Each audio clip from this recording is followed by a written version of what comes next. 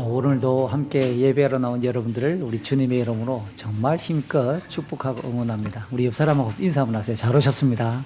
은혜 가운데 오늘도 함께 예배합시다. 주님의 평강을 함께 소망합니다. 잘 오셨습니다. 우리 어린 친구들, 우리 청소년들, 우리 대학 청년들 정말 사랑하고 축복합니다. 잘 오셨습니다. 고맙습니다. 오늘 함께 본문 말씀을 볼게요. 오늘과 다음 주 신년맞이 지난주에 이어서 특별 설교를 본문을 택했습니다. 갈라디아 계속 이어나가는 본문은 2월로 잠시 넘기고 우리 1월 달에 하나님 앞에 우리의 마음을 점검해 보기를 원합니다. 신명기 34장 1절부터 9절 말씀입니다. 구약성경 신명기 마지막 장 34장 1절부터 9절까지의 내용입니다. 가지고 있는 성경 그대로 읽으세요. 저는 쉬운 성경으로 교독하겠습니다. 신명기 34장 1절을 제가 먼저 읽을게요. 우리 9절까지 한 절씩 나눠서 교독하겠습니다. 모세는 모압 평지에서 느보산으로 올라가 여리고 건너편에 있는 비스가산 꼭대기로 올라갔습니다. 여호와께서는 그곳에서 모든 땅을 보여주셨습니다. 모세는 길르앗에서 단까지를 볼 수 있었습니다. 모세는 납달리 모든 땅과 에브라임과 므낫세를 보았고 지중해까지 유다 모든 땅을 보았습니다. 그리고 남쪽 광야 네게부와 여리고 모든 골짜기에서 소알까지 보았습니다. 여리고는 종려나무 성이라고 부릅니다. 여호와께서 모세에게 말씀하셨습니다. 이것은 내가 아브라함과 이삭과 야곱에게 약속한 땅이다. 나는 그들에게 이 땅을 너희의 자손에게 주겠다고 말하였다. 내가 이 땅을 너에게 보여주기는 했지만 너는 이 땅에 들어가지는 못할 것이다. 여호와의 종 모세는 여호와께서 말씀하신 대로 모압에서 죽었습니다. 모세는 벳보을 맞은편 모압 땅 어느 골짜기에 묻혔는데 지금까지 그의 무덤이 어디에 있는지 아는 사람은 없습니다. 모세는 120세에 죽었습니다. 그러나 그의 눈은 어두워지지 않았고 그때까지도 기력이 약해지지 않았습니다. 이스라엘 백성은 모세의 죽음을 슬퍼하며 30일 동안 울었습니다. 그들은 슬퍼하는 기간이 끝날 때까지 모압 평지에 같이 머물러 읽습니다. 있었습니다. 모세가 눈의 아들 여호수아에게 손을 얹었으므로 여호수아는 지혜가 가득해졌습니다. 그래서 이스라엘 백성은 여호와께서 모세에게 명령하신 대로 여호수아의 말을 따랐습니다. 아멘. 새해가 시작되면 아마 한국에 세계 속에 있는 다른 교회도 마찬가지겠지만 특별히 한국 성도들이 작심을 많이 하죠. 올해는 꼭 이런저런 이렇다 저렇다 할 경건의 모양을 한번 갖추어 보리라 하고 결심을 합니다. 그중에 가장 대표적인 것 중에 하나가 성경 일독 한번 해봐야지 시작을 하죠. 그러다가 2월 3월 지나가 레위기를 만나면 넘어집니다. 1차 고비는 출애굽기 이제 중간에 성막 제도부터 넘어가기 시작하고 레위기를 만나면 상당히 머리가 아파하다가 내년에 할까 가을에 할까 슬쩍 떠넘기곤 하긴 합니다. 왜 이런 성경 읽기에 대한 부담을 가질까 생각을 해볼 때 실제로 세계에서 가장 많이 인쇄된 책자, 가장 많이 보급된 책자, 그것은 성경입니다. 먼저 우리가 성경이 무슨 책인가에 대해서 기억해야 될 사실이 몇 가지가 있는데요. 우리가 살아가다가 뭐 궁금한 것이 있어가지고 막 찾아보면 답을 다 해줄 것 같은 대백과 사전이 아니라는 겁니다. 그건 네이버 다에 물어보세요. 그런 것에 물어보면 요즘 유 땡땡도 대답을 잘해주고 있습니다. 많이 이야기해 줍니다. 두 번째, 성경에 수많은 사람들의 이름과 삶이 소개됩니다. 그렇다고 해서 인물 대백과 사전도 아닙니다. 또한 여러 지명이 등장한다고 해서 성경은 지명사전도 아니고 또 족보책도 아니라는 거죠. 성경이 과연 무슨 책일까요? 바울이 디모데후서 3장 15절, 16절, 17절에서 성경이 어떠한 책인가에 대해 가장 잘 설명하고 있긴 합니다. 그 내용을 정리해 보면 예수를 믿어 구원에 이르게 하는 지혜를 가르쳐 줍니다. 하나님을 바르게 섬기는 경건, 하나님을 바르게 신앙하는 의에 대해서 알려주는, 그래서 인생이 걸어가야 될 절대 지표, 기준, 가장 확실한 나침판이자 이정표를 제시하는 그것이 곧 성경이다라고 강조해요. 그런데 성경을 읽을 때 해석이 중요합니다. 눈으로 띵 읽었다고 전부 다가 아니라 성경을 읽고 나면, 왜냐하면 글로 기록되어 있으니까 이게 여러분이 소시적에 학교 다닐 때 언어학이라고 하는 국어 교과서에 반드시 실려있는 부분 중에 하나입니다. 말이라는 게, 언어라는 게 소리만 있는 게 아니라 소리에 뭐가 포함되어 있죠?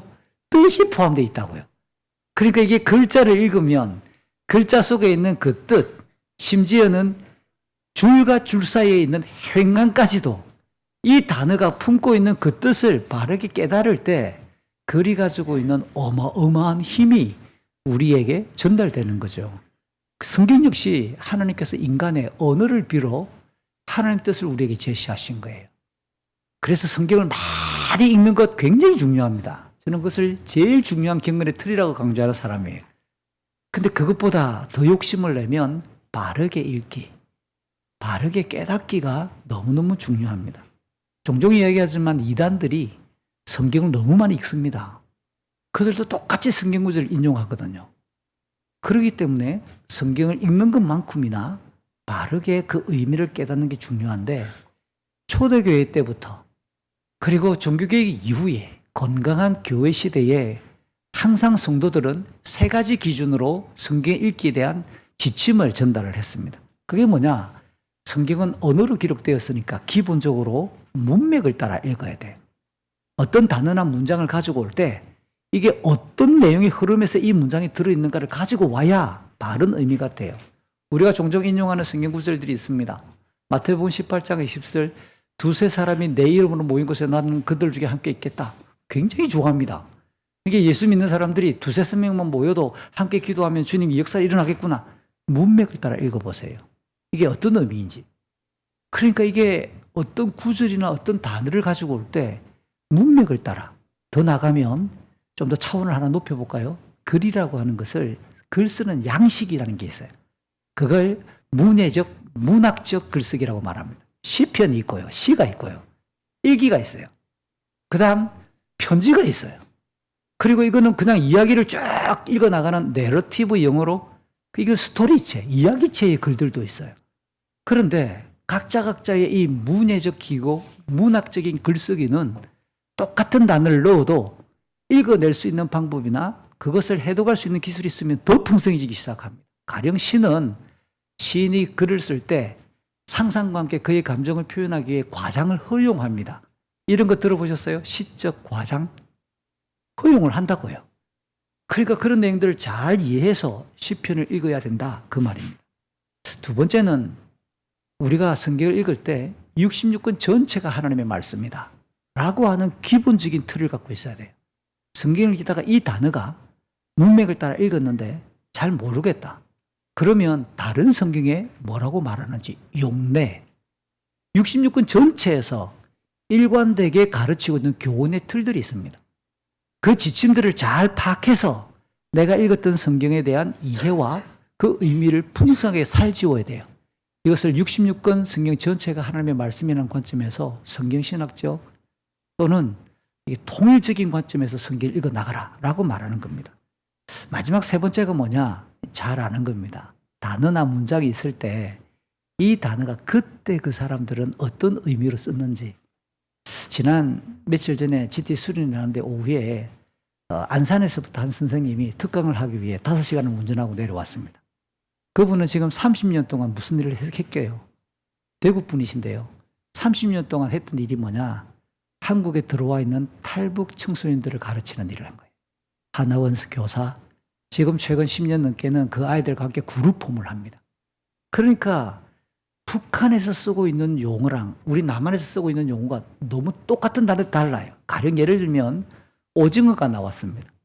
북한 사람들은 오징어를 뭐라 부를까요? 1번 오징어, 2번 고구마, 3번 꼴뚜기, 4번 문어. 정답은 문어라고 불러요. 우리랑 문어와 오징어가 완전히 바꾸어서 부릅니다. 우리 남한에 굉장히 많이 익숙한 평양냉면, 함흥냉면, 북한 분들에게 그렇게 말하면 못 알아듣습니다. 그들은 뭐라고 말할까요? 쟁반냉면, 물냉면. 함흥, 평양이라는 냉면이라는 용어가 없습니다.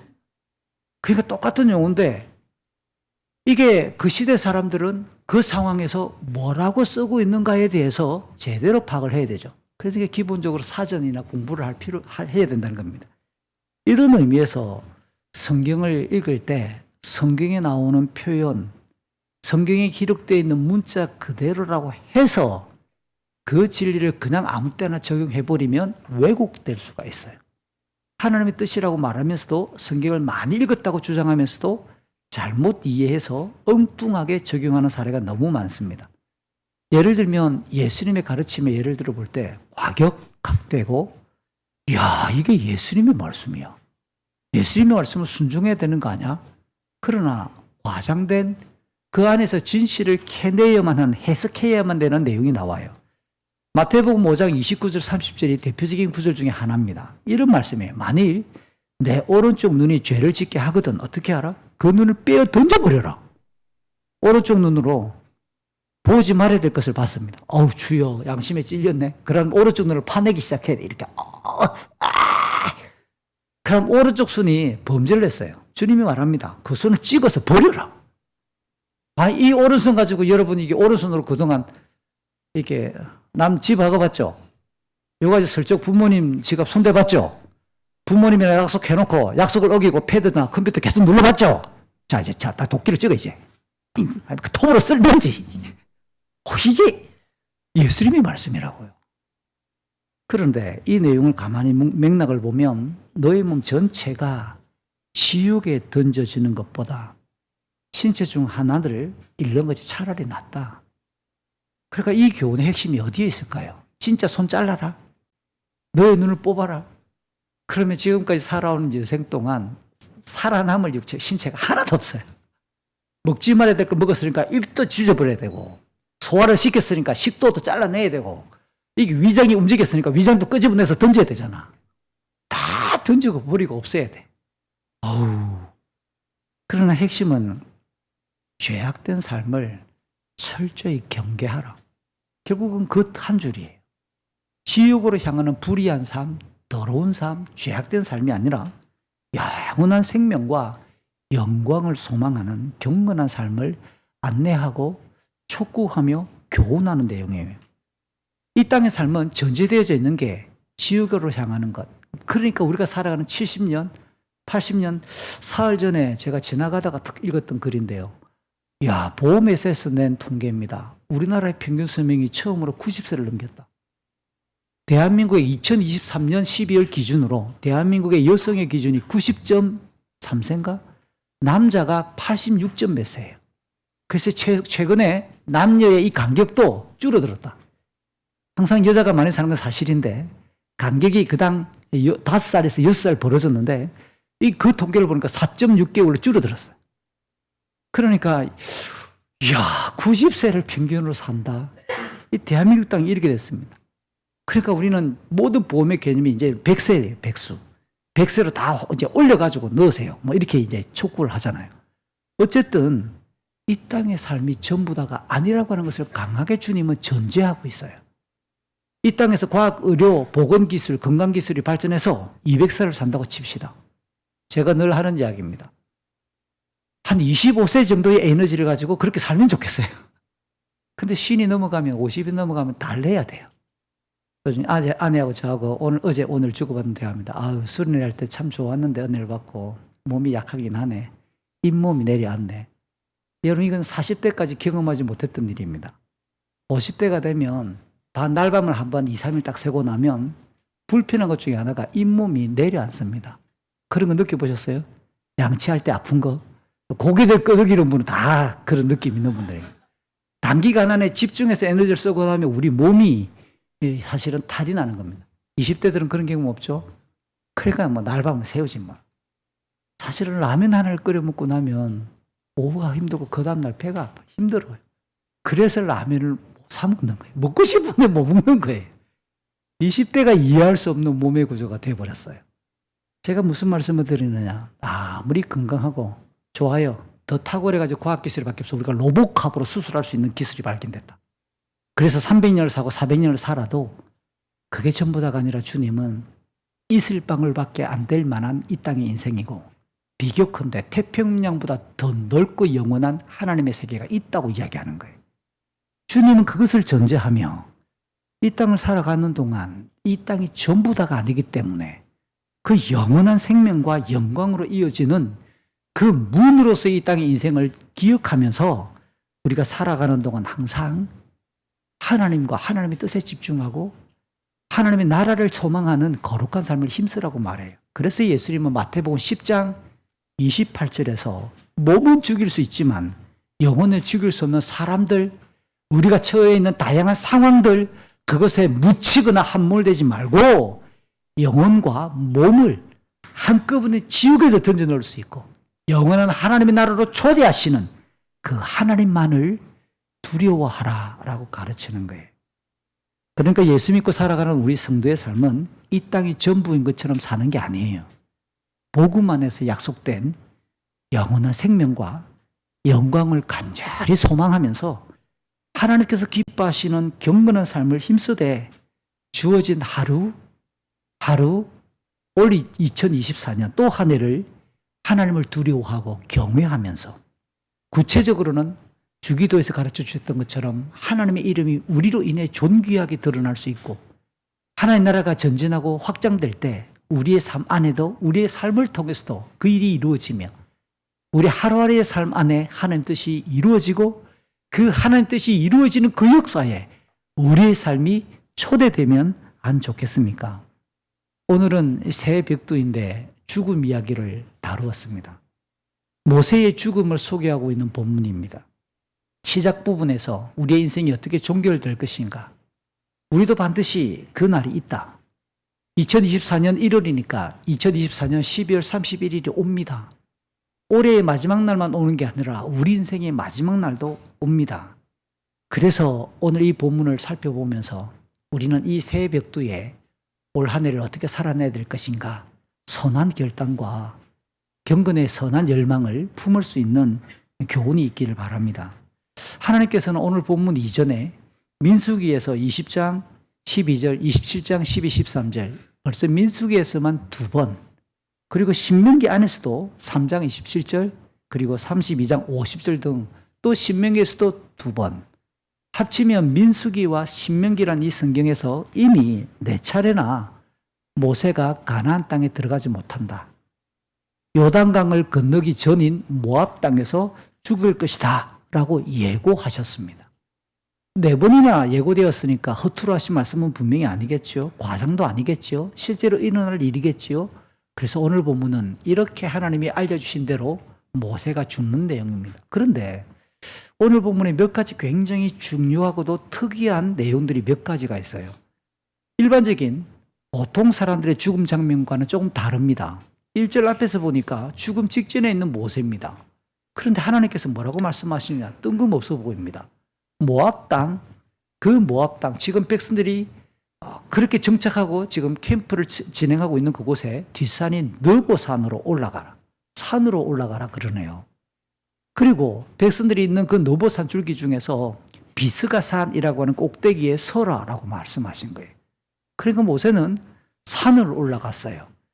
그 비스가산 꼭대기에 서서 하나님께서 갑자기 그의 눈을 열어서 쫙 파노라마처럼 화면을 열어주십니다. 그래서 하나님께서 보여주시는 땅을 쫙 바라보았다. 여러분 제가 조금 전에 언급했던 것처럼 모세의 죽음과 관련된 말씀들을 살펴보면 이름이 모두 민수기와 신명기를 통틀어서 산 이름이 3개가 나와요. 민수기 27장에 보면 아바림산이라고 하는 산도 나오고요.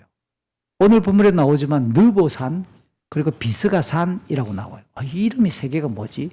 성경 퀴즈 대회 할 때 이거 이제 굉장히 헷갈립니다. 초등부 아이들에게 성경 퀴즈들을 수업시키면서 모세가 죽은 산 이건 단글로 나오는 문제거든요. 1번 느보산, 2번 비스가산, 3번 방어산, 4번 이제 이렇게 백두산. 정답은 이게 헷갈리는 겁니다.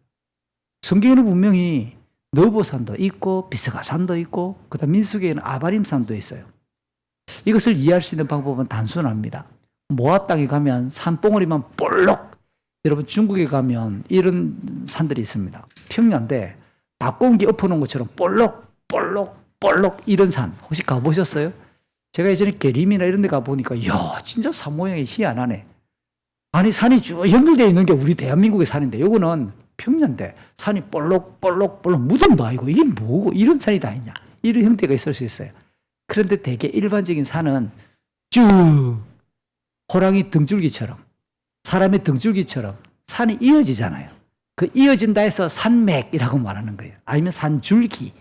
모압 땅에는 북쪽에서부터 남쪽 아래로 아바림 산줄기가, 아바림 산맥이 쫙 형성되어 있는 거예요. 그 산줄기 중에서 지금 이스라엘 사람들이 강을 건너 여리고를 갈 텐데, 그 갈 때 가는 그 지점에 텐트를 치고 있어요. 뒤쪽에 배치된 산줄기를 느보산이라고 부릅니다. 느보산에는 또 봉우리가 3개가 이렇게 딱 있는 거예요. 그러니까 오늘 민수기나 신명기에 등장하는 3가지 모세 죽음과 관련되는 상은 직접적으로 어떤 산 꼭대기냐, 봉우리냐, 그 봉우리가 형성되어 있는 좌우의 산을 가리킬 때 무슨 산이라고 부르느냐, 그 산이 전체적인 산줄기 안에는 아바림 산줄기, 이렇게 본다면 모세가 올랐던 산과 관련된 광역 명칭이 다 같이 소개되어서 여러 개가 등장한다라고 이해하면 좋겠지요.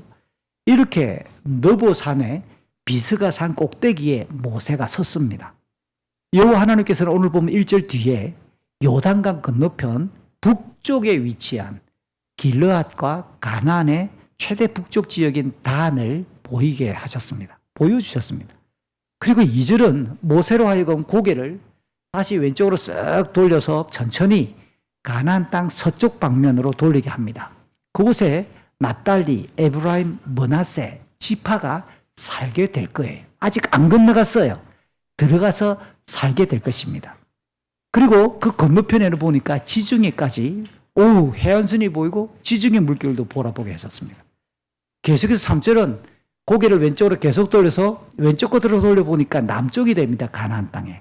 그래서 가나안 땅 남쪽 광야 지역인 네게브 사막과 광야를 보게 하고 고개를 쭉 앞으로 끌어당겨 보니까 자기 발 아래에 이스라엘이 머물고 있는 모압 평지, 그리고 요단강 건너편 여리고까지를 모두 보게 합니다.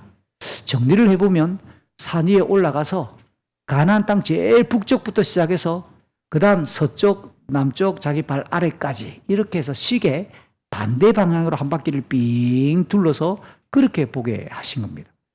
지금 하나님께서 죽기 전에 마지막으로 보여주는 이 땅은 4절 놀라운 설명이 포함되어 있어요. 하나님께서 아브라함과 이삭과 야곱에게 오래전부터, 이 오래전이 몇 년일까요? 지금 모세가 산 위에 올라갔을 때의 시점을 대략 1406년경 이 정도 되고, 아브라함은 언제적 사람이냐? 쭉 올라가면 이게 주전 2000년 사람입니다. 시간으로 계산하면 1406년과 2000년 이렇게 빼버리면 600년이 넘어요. 조금 더 초기 아브라함 시절 12장으로 올라가면 약 700년에 가까운 기간이에요. 그러니까 1, 2년, 1, 20년이 아니라 700년 전부터 하나님이 계속해서 약속해 오셨던 아브라함 한 사람뿐만 아니고 또 이삭과 야곱에게도 계속해서 줄기차게 반복적으로 약속했던 것이에요. 출애굽기로 들어가면 그곳은 출애굽한 이후에 이스라엘이 가야 될 목적지예요. 출애굽의 목적지입니다. 근데 모세는 그저 지금 바라만 보고 있을 뿐 그 땅에 들어가지 못하는 겁니다. 그러면 모세의 마음은 그 땅을 바라보면서 어떤 마음이 들까? 굉장히 복잡스러운 마음이 아닐 수 없어요. 아쉬움도 있겠죠. 저 약속의 땅, 700년 전부터 약속했던 땅이고 저 땅에 들어가려고 내가 백성들을 이끌고 나와 40년 광야를 헤맸는데 나는 못 들어간다니. 혹시 이렇게 비유를 해볼까요? 여러분이 한 번도 혹시 해외여행을 가본 적이 없는 분이 해외여행 한번 가보려고 작심을 하고 막 뒤져가지고 여행사를 선택하고 이제 돈까지 다 내고 비행기표도 다 내고 내일 출발해요. 근데 오늘 갑자기 코로나 확진 출발 못합니다. 몸이 너무 심해가지고 출발 못합니다. 아니면 그날 전날 밤 맹장이 터져가지고 입원해서 수술을 해야 돼. 어쩌지요? 이 불가항력, 막을 수 없는 일. 이것처럼 지금 모세는 그와 같은 상황입니다. 대단히 아쉬움이 있겠죠. 걱정도 저는 있어 보입니다. 왜 걱정을 할까요? 지금까지 40년 동안 동고동락했던 이스라엘 백성들의 상황을 놓고 볼 때 내가 따라가야 되는데 꼭 아빠 엄마 없이 애들만 몇 밤 며칠 어딘가를 보내가지고 다녀오라. 하루 이틀이 아니라 몇 밤 며칠 먼 길을 떠나보내는 것 같은 그런 마음, 염려도 있고 나는 못 들어가는데 쟤네들은 들어가겠네. 부러움도 있겠지요. 어쨌든 다양한 마음들이 공존하며 지금 모세는 그 땅을 바라보았겠다라고 짐작이 됩니다. 이삭과 같이 모세는 자기의 인생에서 마지막으로 한 일이 뭐라고요? 비스가 산에 올라 약속의 땅을 바라보았다라는 겁니다. 그리고 곧바로 이어지는 5절과 6절과 7절을 보니까 이것도 참 특이하고 놀라워요. 모세가 죽었어요. 모압 땅에서 장사되었어요. 그의 시체가 바람길에 날려서 어디론가 사라진 게 아니고 올랐던 그 산 그리고 그 땅에 장사되었는데 무덤이 어디에 있는지 아는 사람이 아무도 없다. 여러분 이것도 특이해요. 제가 왜 그러냐면 또 모세가 지금 죽는데 나이가 120세라고 공개를 합니다. 120세의 나이로 죽었는데 눈이 흐리지 않았다. 제가 오늘 또 고민했습니다. 예, 늘 설교단에 올릴 때마다 통을 하나 더 들고 옵니다. 이걸 열면 떡볶이가 나옵니다. 설교 원고가 안 보이면 급하게라도 바깥 끼야지. 이게 어떻게 120세인데 눈이 흐리지 않았지? 그다음 두 번째, 몸의 기력이 전혀 쇠하지 않았다. 그러면 여기서 모세가 보통 사람들이 죽는 죽음을 맞이한 게 아니다. 특별하게, 특이하게 하나님의 특별한 섭리 속에 죽었다라는 것을 가르쳐주는 정보가 아니었어요. 그래요. 좋아요. 정리를 해봅시다. 대개 사람들의 죽음을 몇 가지를 분류하면 사고로 죽는 죽음이 있습니다. 두 번째는 재앙을 만나 죽는 죽음이 있습니다. 지진, 태풍, 그것도 뭐 크게 보면 사고라고 칩시다. 어쨌든 사고나 재앙으로 급작스럽게 죽는 경우가 있어요. 그 다음 본인 스스로가 안타깝지만 목숨을 끊는 경우도 있어요. 또 아니면 누군가에 의해 강제로 살인되는 경우도 있습니다. 이런 유형도 분명히 있잖아요. 마지막 세 번째가 질병에 의해서 죽거나 기력이 다해가지고 죽어요. 노환으로 죽어요. 소화가 안 되고 움직일 힘이 없고 이제는 음식을 먹을 힘도 없고 음식도 안 땡기고 자연스럽게 돌아가시는 경우도 있고 아니면 질병에 의해 죽을 수도 있습니다. 이거 외에 사람이 죽는 경우가 또 있습니까? 제가 생각해 보니까 이거 외에 사람이 죽을 수 있는 방법 제가 볼 때는 없어 보입니다. 어쨌든 그럼 이 경우를 가지고 보면 모세의 죽음을 한번 평가를 해보죠. 모세가 지금 사고로 죽었습니까? 재앙을 만나 죽는 장면이 아닙니다. 살인한 것 같습니까? 살인당한 것도 아닌 것 같죠? 자살하는 것 같지는 더더군다나 아닌 것 같습니다. 질병 마지막 경우. 그렇죠. 오늘 본문을 보니까 질병을 예상할 경우가 없습니다. 몸의 기력이 쇠하지 않았다고 했으니까. 눈도 흐리지 않았으니까. 그의 기력이 지금 짱짱하니까 질병이나 기운이 다해가지고 죽은 것도 아니라는 겁니다. 그러니까 모세의 죽음은 전혀 일반적인 죽음이 아니구나라고 평가할 수 있습니다. 모세가 올랐던 느보산에는 제가 봉우리가 3개 있었다 그랬습니다. 그 봉우리를 현재의 지명으로 바꾸면 제일 높은 봉우리가 니바 산입니다. 해발 835m. 두 번째 높은 봉우리가 무가야트라고 불립니다. 이게 해발 790m. 제일 낮은 봉우리 3개 중에 하나가 시야가 봉우리인데 해발 710m. 이들 3개 봉우리 중에서 가나안 땅이 제일 조망이 잘 되는 곳, 가나안 땅을 보기에 제일 적합한 봉우리, 그게 세 번째 시야가 봉우리입니다. 해발 710m. 그래서 오늘날 고고학자들과 성경학자들은 이 시야가 산이 비스가 산일 것이라고 대부분 합의하고 있습니다. 해발 710m. 근데 여러분 여기다가 지금 모세가 모압 평지에서 출발해가지고 이 산 위로 올라왔을 거 아니에요. 그 밑에서부터 올라왔는데 지금 이스라엘이 캠핑을 하고 있는 모압 평지 그 건너편 여리고는 똑같이 해저 마이너스 100m 지형이에요. 그러니까 710m를 올라가는데 해저에서부터 마이너스가 있는 그 100m인 지점에서 120m, 20m 빼고 거기서 지금 캠핑하고 있는데 올라갔으니까 플러스 100을 해야 되는 거예요. 그러면 실제로 해발 몇 미터 산을 올랐느냐? 800m 이상을 올라갔다는 겁니다. 이것도 제가 좀 갈등했지만 이 산을 보여주려고 고민했다가 사진을 준비를 못했습니다. 지난 여름에 아내랑 저희들이 이곳에 올라갈 때는 차 타고 올라갔거든요. 쫙 올라가가지고 딱 주차장에서 내려가지고 모세가 여기서 바라봤구나. 잘 보이네 진짜. 우리는 그렇게 바라봤는데 이걸 걸어 올라간 거 아니에요. 그래서 그 높은 길을 올라갈 만큼 제가 무슨 말씀을 하고 싶으냐면 체력이 됐다는 겁니다. 아니, 방어산 530m. 그 다음 문산에 있는 산, 월화산, 그것도 520, 30m. 그러니까 우리 진주에는 800m 산이 없거든요. 그 한번 갔다가 내려와서 또 반 이상 올라가야 돼. 이런 산을 또 우리나라 산은 뒷산만 해도 산들이 나무도 많고 해가지고 좀 정겨워요. 다 바위밖에 없어요. 나무 한 그루 없는 바위산이에요.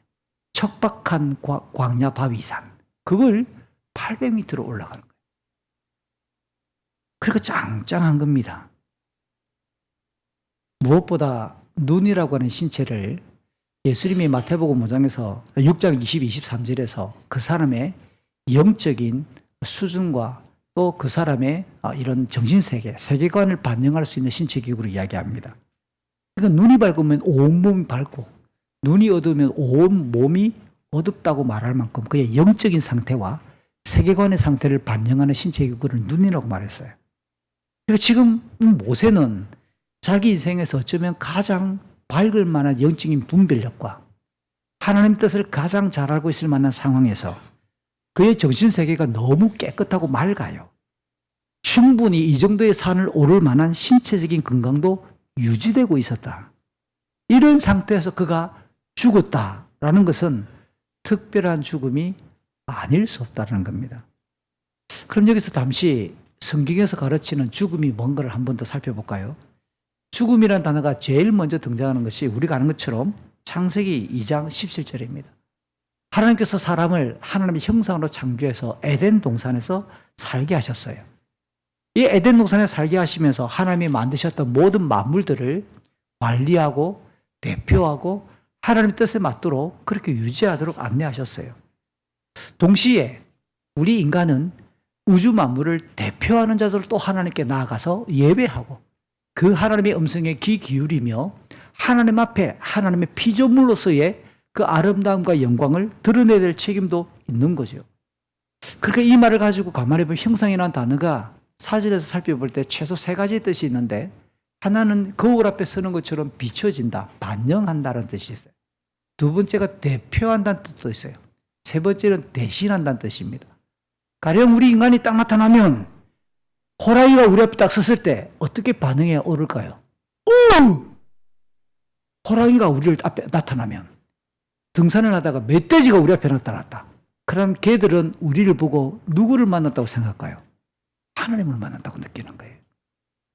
우리를 보고 만물은 하나님을 느낀다고요. 우리가 하나님을 비춰주는 자들이니까. 그러나 타락을 했어요. 그러니까 걔가 우리를 보고 짖는 거예요. 에이, 내보다 못한 놈들. 걔보다 못한 인생. 걔가 우리만 보고 자꾸 짖고 따라오려고 그러잖아요. 나쁜 놈들. 그러나 쫄 필요 없죠. 우리는 아니까. 그래서 제가 이게 종종 실험을 합니다. 주야, 그 말씀이 맞습니까? 걔가 막 쫓아옵니다. 나 하나님 형상이야. 내가 예수 믿어 하나님 형상이 복구됐어. 이 자식들. 맞짱 떨래, 이 자식들. 한 붙어보는 거죠, 뭐까지가. 방어할 수 있는 방법이 그밖에 없을 때. 짝대기도 안 보이고 돌도 안 보일 때. 주여! 이 나쁜 놈이 걔가 정신을 못 차리고 있습니다. 주의 이름으로 무릎 꿇어, 이놈 자식들. 깨갱 하고 도망갈 때가 있지요. 아, 이겼구나. 내가 하나님 형상이 맞구나. 내 모습에서 하나님이 나타나는 거구나. 그렇게 우리가 혹독하게. 근데 아직 극복이 잘 안 되는 게 뱀이 나타나면 징그러워요. 쥐가 나타나면 좀 더러워요. 아, 그런 건 자꾸 내가 하나님 형상이라는 생각보다는 죽여야 되겠다. 빨리 잡아가지고 뭉들가지고 패야 되겠다. 그 생각이 먼저 드는 게 사실이긴 합니다. 그러니까 우리 인간은 창조될 때 허접하게 만들어진 게 아니라고요. 한번 따라해 봅시다. 나는 적어도 이 자리에 있는 분들은 죄로 인해 그 하나님 형성이 더럽혀지고 파괴되어졌지만 예수 그리스도를 믿음으로 인해 여러분 새 것이 되었도다. 우리가 의와 진리를 따라 새 사람을 입었도다. 이거는 원래 만들어졌던 하나님 형상보다 버전업돼가지고 업그레이드 된 하나님 형상이라고 말하는 거예요. 따라하세요. 믿음으로. 나는 하나님의 형상이다. 믿으세요? 그 영광을 가지고 살아가야 되는 거예요. 이 신분에 걸맞는 그 창조의 놀라운 복을 가지고 우리는 이 땅을 살아가야 되는 거예요. 하지만 분명한 것은 인간도 하나님에 의해 창조되었다, 피조물에 불과하다라는 것을 잊어버리면 안 되는 겁니다. 그래서 그것을 기억하기 위해 하나님의 에덴 동산 한가운데에 생명나무와 선악과 나무를 딱 배치시킨 거예요. 어디에서나 볼 수 있도록. 그걸 보는 순간 그래, 저 선악과를 따먹으면 나는 죽어. 내 생명이 그것을 법으로 정해주셨던 하나님의 말씀에 순종할 때만 내 생명이 살아있는 거야. 내 생명이 하나님께 달려있다라고 하는 것을 기억을 떠올릴 거예요. 두 번째, 내가 살아있어도 선악. 하나님께서 선악의 주체이시고 모든 윤리와 가치의 기준이신데 하나님의 말씀을 떠나버려서 내가 스스로 선악을 구분하면 안 된다는 사실을 가르쳐 주는 겁니다. 그래서 하나님의 뜻에 맞춰서 선과 악을 구분할 때만 육체의 이 생명이 의미가 있다고 말하는 거예요. 그래서 내가 죽어도 하나님의 선악과 관련되어서 선을 지향하다가 죽은 것을 성경은 아름답다고 이야기해요. 시편 116편 15절, 여호와께서 보시기에 경건한 자들, 하나님의 말씀을 따라 선하고 거룩하게 살았던 자의 그 죽음을 하나님은 존귀하게 보시는도다.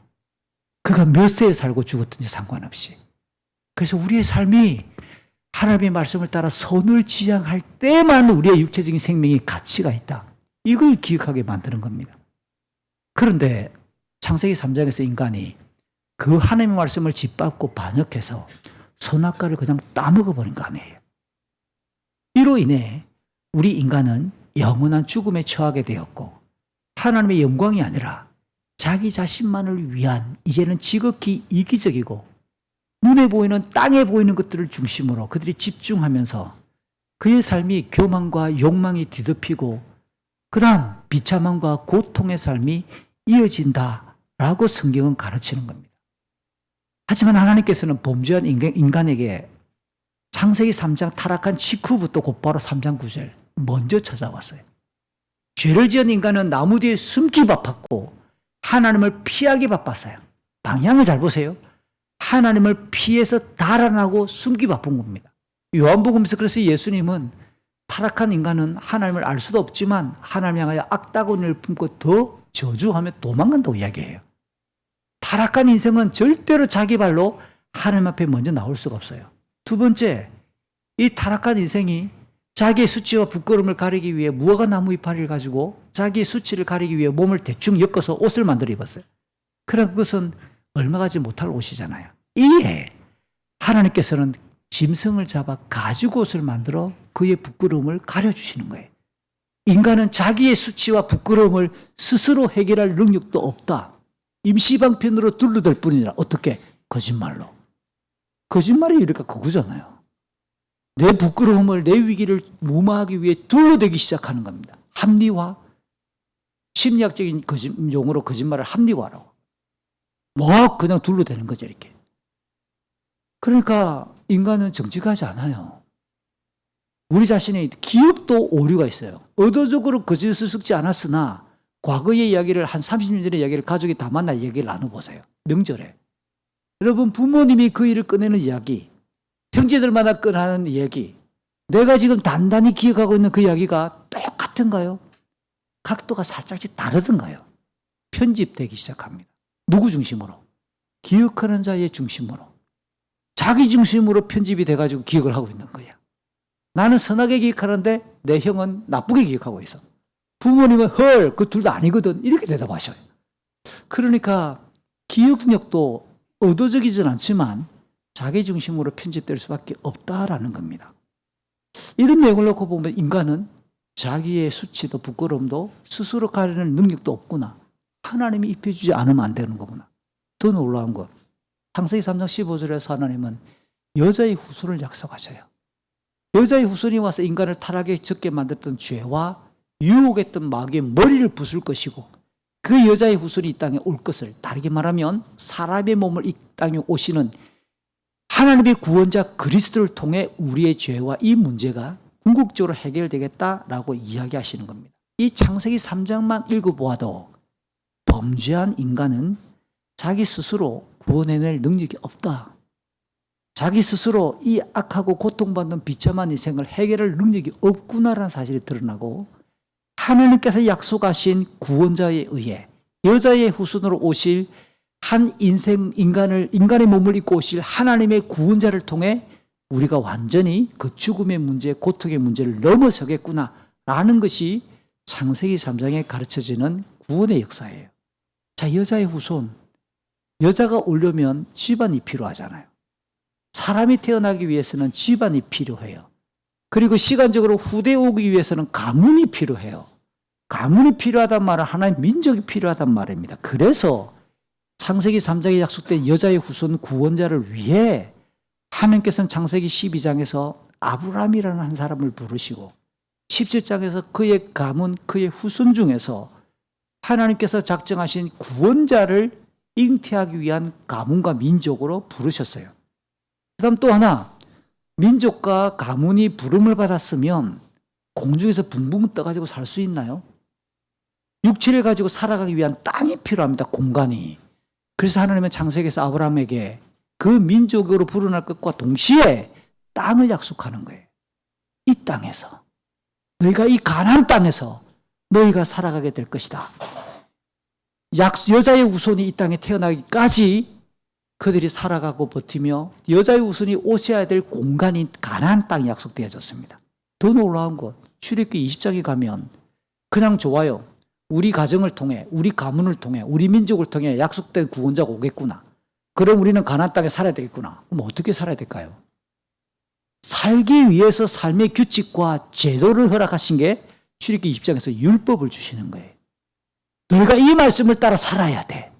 이 말씀을 따라 살면서 하나님이 어떤 분이시고 하나님의 구원 역사가 무엇인지를 기대하고 준비하도록 율법을 그들에게 주셨다는 겁니다. 그러면 오늘 본문에 등장하는 모세가 누굽니까? 애굽 땅에서 민족으로 불어났던 이스라엘을 이렇게 하나님이 약속하셨던 그 땅 가나안으로 인도하기 위해 출애굽을 지휘했던 사람. 시내산에서 곧바로 하나님과 언약을 맺었고 율법을 백성들에게 받아 전달했고 기록했던 사람. 또 지난 40년 동안 광야를 거닐며 약속의 땅 가나안과 요단강을 사이에 둔 이 모압 땅 평지까지 지금 도착을 했어요. 그러니까 모세는 이와 같은 역사에 뺄래야 뺄 수가 없는 위대한 인물임에 틀림이 없어요. 지금 그 약속의 땅을 마지막으로 바라보면서 그가 죽음을 맞는다는 겁니다. 결론적으로 오늘 모세가 모압 평지 뒷산 느보산의 한 꼭대기 비스가산에 올라가 마지막으로 바라보는 것은 그냥 이스라엘 백성들이 건너가서 살게 될 복지의 땅을 바라본 게 아니라는 겁니다. 이스라엘 내 민족 내 후손들이 저곳에 들어가 집을 짓고 농사 짓고 잘 먹고 잘 살고 편안하게 살아갈 만한 아파트 그냥 지을 땅. 얘야 이번에 엄마 아빠가 분양받아 저 땅에 다음 가보자 신나가지고 막. 얘들아 저곳에 지금 세워지는 아파트 보이는 내가 너희들을 위해서 지금 저렇게 우리 부모가 지금 열심히 저축해가지고 너희들에게 지금 물 줄 땅이다. 봐라. 그런 땅을 지금 보고 있는 게 아니라는 겁니다. 어떤 땅을 보고 있어요? 하나님께서 택하신 언약의 백성, 이스라엘 백성들이 하나님을 경외하고 존중하면서 하나님의 말씀을 법으로 삼아 살아가면서 하나님의 가장 대표적인 성품인 사랑과 공의를 실천하고 적용하며 함께 하나님 나라를 이루어가야 될 하나님 나라의 한 모형을 이루어야 될 거룩한 땅을 바라보고 있고 더 나가면 장차 이스라엘 이 가문을 통해 민족을 통해 인류를 구원할 여자의 후손 예수 그리스도가 오실 그 예수 그리스도가 오셔서 완성하실 복음과 구원의 땅을 바라보고 있는 거 아니에요. 그래서 모세가 지금 죄 아래에 있는 인생이 믿고 소망해야 될 궁극적인 그 하나님 나라와 구원과 복음의 역사가 진행될 그 땅을 바라보고 있다. 그의 인생의 마지막 바라보는 것은 바로 하나님의 구원 역사를 바라보고 죽어갔다. 라고 해석을 해야 오늘 이 모세의 죽음이 우리에게 의미가 있는 거겠죠. 다시 그의 죽음 장면을 찬찬히 읽어보면서 떠나지 않는 질문이 또 제게 있었어요. 그게 뭐냐면 하나님께서 마지막으로 모세에게 정말 그 땅을 보여주시는 이유는 무엇일까 그러면 왜 모세에게 죽기 전에 그 고생을 시키며 산에 올라 약속의 땅을 보게 하셨을까? 사실 모세가 가나안 땅에 들어가지 못하는 이유를 민수기 20장 12절, 27장, 신명기 32장 등 세 번에 걸쳐서 차례로 그 내용들을 보면 자기의 커다란 죄라고 말하기가 어렵습니다. 그는 하나님을 정말로 신실하게 경외하는 자예요. 그런데 출애굽하고 난 이후에 첫 번째 세대들이 광야에서 불순종과 불신으로 다 죽어갔어요. 그러면 출애굽할 때 19세 이하의 어린 세대들과 광야에서 태어났던 이 젊은 세대들은 부모들을 거의 매일같이 옆집, 앞집, 뒷집 장례를 치르면서 어떤 생각을 했을까요? 아, 우리 부모들이 죽어 또 이 광야에서 이 사막에서 또 장례를 치르구나.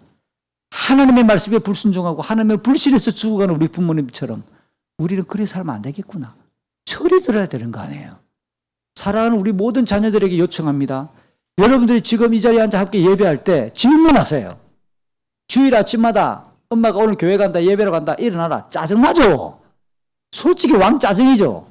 차 타고 오시는 분들 차 안에서 부모니까 좀 대들지 않아요? 좀 가까운 교회 가시면 멀리까지 가 다니면서 뭐 한다고 그거 가가지고 좀 피곤하게 죽겠는데, 짜증내본 적 없어요? 질문하세요. 왜 거기까지 가냐고. 두 번째, 왜 엄마 아빠는 주일 아침마다 예배하러 가냐고. 나를 납득시킬 수 있는 근거를 드리더라고. 그래 안 하면 내가 다음 주부터 1시간 더 일찍 가겠다고. 이렇게 이야기하는 거죠. 그 부모가 놀릴 거예요. 1시간이나 더 일찍 간다고. 그건 안 돼, 참아. 지금까지만 협조해 주라. 그러면 부모들이 대답할 거리를 준비해야 돼요. 왜 우리는 예배하고 주의를 지켜야 되는지에 대해서 대답할 거리를 준비해야 되겠지요. 그게 1세대들을 장례를 치르면서 2세대들이 자연스럽게 질문하고 던져야 될 대답입니다. 그 말의 정답은 민수기 14장을 통해서 나왔지요. 하나님의 뜻에 불순종하고 불신했던 그들을 장례 치르면서 2세대들은 가나안 땅에 들어간다. 그러면 가나안 땅에 들어가 살게 될 때 그들은 하나님의 말씀에 순전하게 순종하고 하나님의 뜻에 복종하며 그 하나님 나라를 세워가야 될 것에 대한 거룩한 훈련으로서 부모들을 장례하며 광야를 지나가는 거예요. 자, 이제 1세대들이 다 죽었어요. 아론도 죽고 미리암도 죽고 1세대 중에 살아있는 사람은 모세 살아있고요. 그 다음 하나님이 민수기 14장에서 약속했던 여호수아와 갈렙 세 사람 빼고 다 죽었어요. 완전히 38년 동안 탈바꿈이 다 일어났어요. 자, 이쯤에서 민수기 20장 장면입니다. 또 딱 왔는데 갑자기 물이 없는 곳에 도착을 했습니다. 힌트, 하나님께서 그들의 걸음을 직접 불기둥과 구름기둥으로 매일 인도한다. 그들이 어디에 멈춰서 어디에 텐트를 쳐야 될 것인가, 그것을 인간이 결정한 게 아니라 하나님이 직접 결정하신다. 그런데 그날 텐트를 딱 쳤는데 물이 없어요. 샘이 없는 곳에 이르렀어요. 자, 하나님 왜 그곳에 텐트를 치라고 했을까요? 그랬더니 이 2세대들이 모세 앞에 나와가지고 발언하기 시작합니다. 1번, 모세 지도자님, 물이 없습니다. 당신은 하나님의 종이지 않습니까? 이 상황을 두고 우리가 어떻게 대처해야 될 것인지 지침을 내려주십시오. 공과 공부 일과 우리에게 진행해 주세요. 당신이 아니면 우리를 대신해서 하나님께 물어주세요. 이게 부모들과 달라지는 방법이에요. 하나님께 물어주세요. 하나님의 뜻을 확인해 주세요. 정중하게 요청하면서 선생님, 우리가 어떻게 해야 되겠습니까? 훈련받았다면 그렇게 반응해야 되는 게 맞아요. 그런데 놀랍게도 그 물이 없는 그곳에서 백성들은, 2세대들은 그의 부모랑 똑같이 반응했습니다. 물이 없다. 우리 애들이 다 목말라 죽겠다. 짐승들 다 죽겠다. 하나님이 우리를 목말라 죽이기 위해 여기까지 데리고 왔나? 악다구니에 온갖 악을 다 쓰면서 물 없다고 그들이 그렇게 배역하게 온갖 욕과 불신을 쏟아내는 겁니다.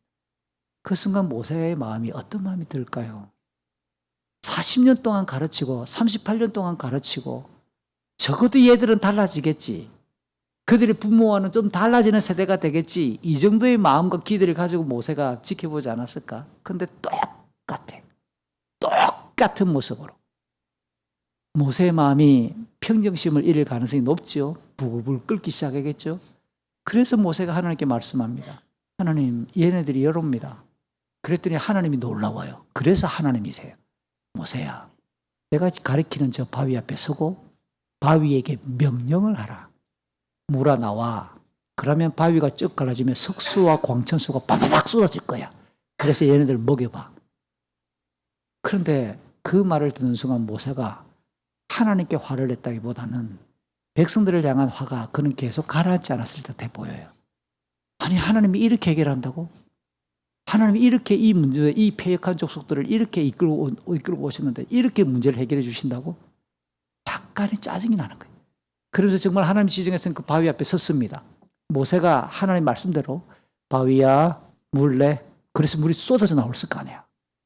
근데 그렇게 하지 않고 짝대기를 들고 막대기를 들고 내가 이 바위에게 하나님 말씀처럼 말해가지고 너에게 물을 쏟아내게 만들어줄까 이 자식들아 탁 쳐버렸는데 그냥 물이 터져버린 거예요. 여러분, 이게 민수기 20장입니다. 그런데 진짜 물이 터져버리고 백성들은 환호하고 물을 마시고 그 순간 하나님께서 모세에게 말합니다. 모세에게만. 너는 왜 너의 감정을 추스르지 못하고 그 고비를 못 넘어서서 내 거룩함을 나타내지 않았느냐. 그러니까 하나님은 그 일을 통해 하나님도 화가 나시지만 하나님의 거룩하심을 보여주기 위해 바위에게 명령을 해서 그렇게 물을 내기를 원하셨던 계획이 있었는데 모세는 중간에 이 선생으로서의 혈기, 지도자로서의 혈기를 참지 못하고 백성들 향한 짜증을 그냥 폭발시키니까 물은 나왔고 하나님의 거룩하심을 차단하는 과정이 되고 말았다는 거예요. 그때 하나님이 말씀합니다. 너는 가나안 땅에 들어가지 못한다. 이게 민수기에 나오는 내용입니다. 여기서 잠시 여러분에게 설명할 수 싶은 게 그럼 그가 진짜 치명적으로 하나님의 말씀을 거역하고 죄를 지었다 그러면 하나님이 어떻게 대처했어야 옳을까요? 모세도 바로 죽여버려야 되죠. 하나님께서 용서하지 못할 죄다 그러면 모세도 죽었겠죠. 두 번째, 오늘 본문의 약속의 땅을 보여줄 필요도 없지요. 그러니까 이거는 모세의 죽음은 1세대들이 앞서 죽어갔던 하나님을 불신했다. 하나님께 불평하면서 하나님을 완전히 믿지 못했다라고 하는 결과 다르게, 그들과는 다르게 모세가 가지고 있었던 그의 정서적인 실수, 어쩌면 지나친 열정을 가지고 하나님 앞에 서 있으나 백성들을 바라보고 실망한 나머지 그의 감정을 절제하지 못했던 연약한 모습, 이 정도로 해석하는 것이 옳지 않을까 생각이 들어요. 아마도 이런 상황에 있는 모세에게 하나님이 그러면 약속의 땅을 보여주는 이유가 어디에 있을까? 제가 짐작하건대 아마도 그곳에 들어가지 못하더라도 지금 산 아래에 머물고 있는 이스라엘 백성들은 새로운 지도자로 세워진 여호수아의 지휘 아래 그곳에 확실하게 들어간다. 염려하지 마라. 지금 전 발밑에 있는 이스라엘 사람들은 반드시 요단강을 건너 저 땅에 들어가게 될 것이야 라고 하는 하나님이 아브라함 때부터 약속했던, 그리고 모세가 출애굽할 때부터 저 땅으로, 가나안 땅으로 인도할 것이라고 약속했던 그 말씀을 확인시켜 주기 위해 모세에게 대표로 그 땅을 보여주고 있을 가능성이 있습니다. 지난 40년 동안 광야를 지나오는 동안 이스라엘 백성들은 끊임없이 불순종했고 패역함이 끊이지 않았더랬습니다. 모세는 그 백성들에게 위협을 당하면서도 그들을 설득을 했고 하나님께서 약속하신 그 땅으로 백성들을 이끌기 위해 혼신의 힘을 다했습니다. 드디어 눈앞에 그 땅이 펼쳐져 있는데 아직도 눈이 흐리지 않고 몸의 기력도 충분한데 더 이상 백성을 이끌고 그곳에 들어가지 못하는 상황일 때 모세 개인적으로 본다면 상당한 아쉬움이 크겠지만 지금까지 이스라엘 백성들을 인도하셨던 그 위대한 그 하나님이 실제 지도자이시고 자기가 지금까지 백성들을 인도해 왔다면 틀림없이 그가 인도해 왔던 사명은 여기까지야.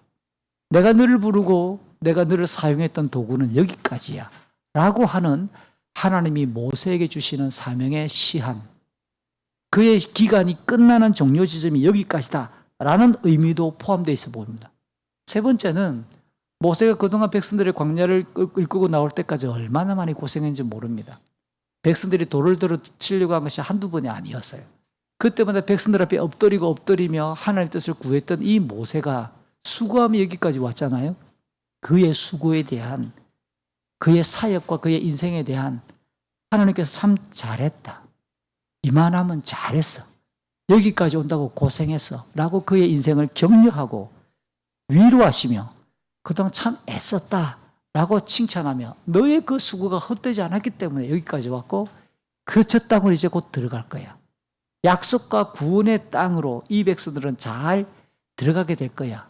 여기까지 인도한다고 정말 애썼다. 하나님의 표창하시는 하나님의 선물로 그 땅을 미리 보여준다라고도 해석할 수 있습니다. 이렇게 해석할 수 있는 근본적인 근거가 두 가지가 있어요. 하나가 오늘 5절에 보니까 여호와의 종 모세가 여호와의 말씀대로 모압 땅에서 죽었다라고 하는 이 표현에서 유추할 수 있는데요. 출애굽기 이후부터 성경 전체에서 하나님께 쓰임받았던 성경의 인물들 중에서 단연 모세는 손에 꼽을 만한, 의미로 볼 때, 그의 기간으로 볼 때 손꼽힐 만한 지도자임에 틀림이 없습니다. 그렇지만 그는 하나님께 쓰임받아 사용되었던 종에 불과해요. 오늘 5절 여호와의 종이 죽은 거예요. 아무리 그가 위대한 일을 감당했을지라도 죽음의 문 앞에서 그도 항거할 수 없는 연약한 육신이고 그저 잠들어야 한다라는 사실을 보여줘요. 그는 하나님의 말씀에 따라, 하나님의 뜻에 따라 그의 인생이 마무리되는 죽음을 맞는 겁니다. 그가 죽었다고 해서 하나님의 일과 하나님의 나라가 중단될까요? 여전히 하나님은 일하실 것이고 여전히 하나님의 구원 역사는 진행될 것이며 그 하나님이 홀로 이끌어 가시는 영원한 주권자이심을 오늘 여호와의 종 모세가 죽었다라고 설명하는 겁니다. 모세가 사라지더라도 이스라엘 백성은 약속의 땅 가나안에 들어갈 것이고 하나님의 인도하심으로 계속 살아가게 될 겁니다. 이러한 교훈을 강조하기 위해 6절은 모세의 무덤을 그 누구도 알지 못한다고 가르쳐줘요. 제가 앞서 이야기했던 것처럼 모세 정도의 지도자라면 어떻게 그의 무덤을 모를 수가 있을까요? 더군다나 민수기 32장에서 지금 백성들이 퍼져 있는 요것에서부터 시작해서 루벤, 갓, 므낫세 2분의 1 절반의 지파가 그 요단 동편에 분배를 받아 정착하게 됩니다. 그런데 이스라엘 백성들이 살고 있는 그 땅인데 어떻게 그들이 그 무덤을 모를 수 있단 말이에요. 이거는 하나님께서 이스라엘 백성들이 더 이상 인간 지도자 모세를 의존하지 않도록, 모세를 우상화하지 않도록, 모세의 무덤을 찾아가 복달라고 빌지 않도록 오직 하나님만을 경외하며 그 살아계신 하나님을 신앙하고 하나님께서 진행하시는 그 걸음에 순종하도록 집중하기 위해 그의 무덤을 하나님이 감추셨다. 하나님의 섭리로 이해하는 것이 확실하겠지요. 또한 하나님께서 모세에게 마지막으로 그 약속의 땅을 보여주신 것이 육체가 쇠약하지도 않았는데도 죽음을 맞은 것이 그의 인생을 위로하고 격려하는 하나님의 선물이다. 그의 죽음이 하나님께서 줄 수 있는 축복이다라고 해석할 수 있는 두 번째 근거가 8절과 9절이에요. 이스라엘 백성들은 모세의 죽음을 30일 동안 장례를 했습니다. 이 기간은 민수기 20장 29절 아론이 죽었을 때도 장례했던 기간과 똑같은데 그 당시 인간들이 사회에서 지도자가 죽었을 때 최고로 예우할 수 있는 존경의 기간이 30일입니다. 그러니까 백성들은 이 모세의 죽음을 손가락질하거나 아무도 싫어하지 않아요. 너무너무 아쉬워하고 그의 삶을 존중하는 모습을 보여줬습니다.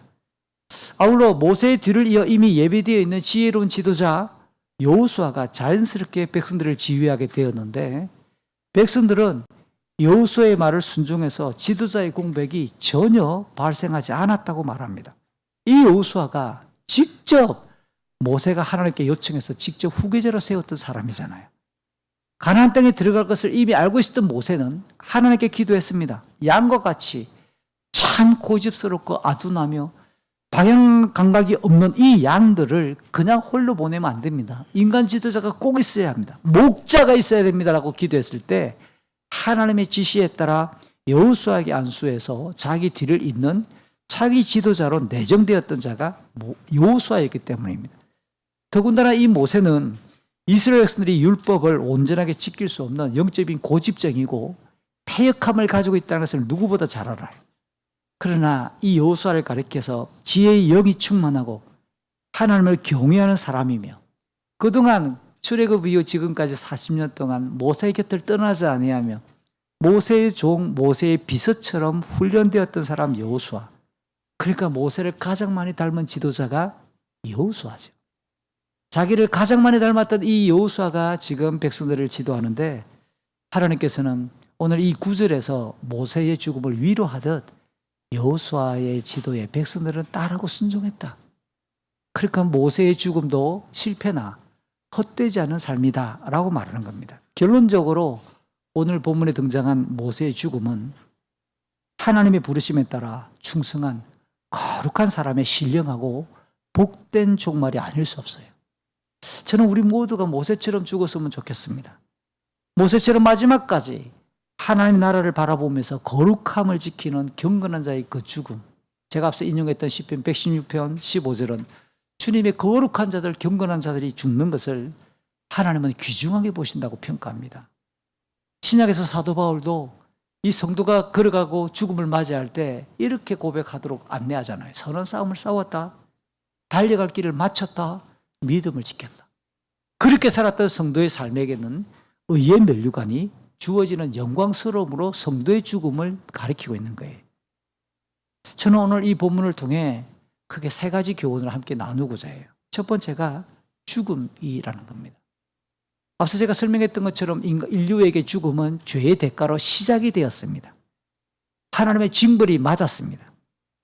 그렇지만 예수 그리스도를 믿는 자들에게는 더 이상 죄의 대가도 하나님의 벌도 아니라는 사실입니다. 단단히 기억하십시오. 이 땅에서 수고했던 인생, 오늘 모세처럼 하나님의 부르심에 따라 성실하게 믿고 신앙의 삶을 이어왔던 우리가 죽을 때 이 땅의 인생을 마무리하고 그의 영혼이 하나님께 초대되는 점프해서 올라가는 거예요. 한자로 도약이라고 말할 수 있겠죠. 하나님께 훌쩍 뛰어서 이 땅의 삶을 건너 하나님의 품에 안기는 영화로움을 덧입는 순간, 이게 죽음입니다. 요한복음 5장 24절에서 예수님은 정말 예수 그리스도를 믿고 그분을 믿을 때, 말씀에 순종할 때 믿는 자는 영생을 얻었고 심판에 이르지 아니하고 사망에서 생명으로 이미 옮겼다라고 우리 성도의 종말을 설명하고 있는 겁니다. 요한계시록 21장 3절 4절도 마찬가지죠. 하나님이 친히 그들과 함께 있고 모든 눈물을 우리 눈에서부터 닦아주실 것이고 다시는 사망이 없고 애통하거나 곡하는 것이나 아픈 것이 다시 있지 아니하는 영화로움을 입은 그곳에, 우리는 그곳에 도착하게 될 거예요. 그 도구가, 과정이 죽음이라고 말하는 겁니다. 이별의 슬픔은 분명히 있지만 믿음을 지켰던 성도의 그 죽음은 영화로움을 더디는 순간이기 때문에 우리가 어쩌면 바라보고 기대해야 될 우리 각자 인생의 마지막 종착 모습이겠죠. 두 번째는 하나님께서 죽음 직전인 이 모세에게 오래전부터 하나님께서 약속하셨던 그 땅을 보여주신 것은 계속해서 하나님의 통치가 진행될 것을, 하나님이 진행하실 역사가 있다는 사실을 확인시켜 주면서 우리 성도는 그러면 각자에게 주어진 인생의 분량에 충실하도록 안내합니다. 우리에게 주어진 인생을 살아가는 동안 하나님 나에게 요구하시는 그 삶의 모습을 우리는 붙들고 살아갈 때 우리는 우리의 몫을 다하는 거예요. 우리가 마치 하나님인 것처럼 우리 범위를 넘어서서 모든 것을 하라고 하나님은 요구하지 않아요. 히브리서는 아브라함과 구약에 신실했던 이 믿음의 성도들이 하나님께서 주실 영원한 도성, 다시 말해 하나님 나라를 소망하면서 이 땅에서는 나그네와 외국인처럼 살았다라고 소개해요. 나그네와 외국인이니까 내게 좀 필요한 것만큼만 투자하고 살아가야 되는 거예요. 근데 우리는 너무 많은 걸 투자하려고 그래요. 우리의 자녀들과 우리 손주들까지 먹이려고 생각하니까 우리 부모들이, 기성세들이 허리가 부러지락 하는 거 아니에요. 적절하게 그만두셔야 합니다. 적절한 선에서 멈추는 게 자녀들에게 어쩌면 복이 될 수 있습니다. 바울도 이 땅에서 사는 동안 우리가 여러 고난과 시련을 당할 때, 하늘 나라를 주목할 때 상대적으로 가볍다고 평가하잖아요. 그래서 우리는 고린도서 4장 17, 18절에서 눈으로 보이지 않지만 영원한 그 하늘 나라를 주목하면서 우리에게 주어진 그 삶의 분량을 다하기 위해 살아야 돼요.